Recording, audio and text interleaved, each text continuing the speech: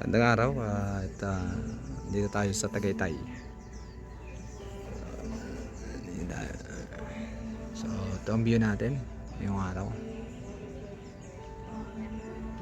Pag nandiyan ka sa babat, ano na po yan, Batangas na po yan.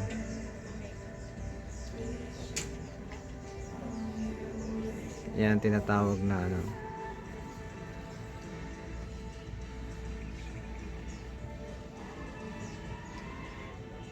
Taal Lake.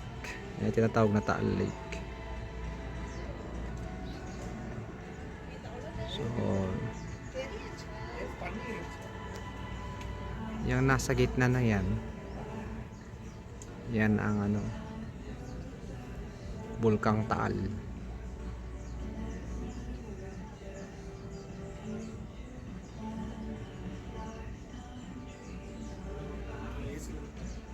Ano yan, maraming pala isdaan dyan. Tilapia, bangus. Malaki din tong Taal Lake. Pero tayo ngayon nandito sa Starbucks Tagaytay. Dito tayo sa Starbucks Tagaytay.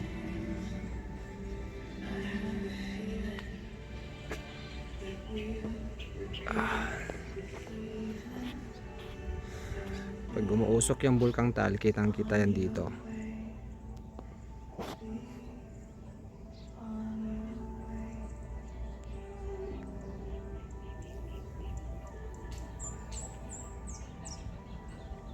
Malamig pa rin naman ang hangin.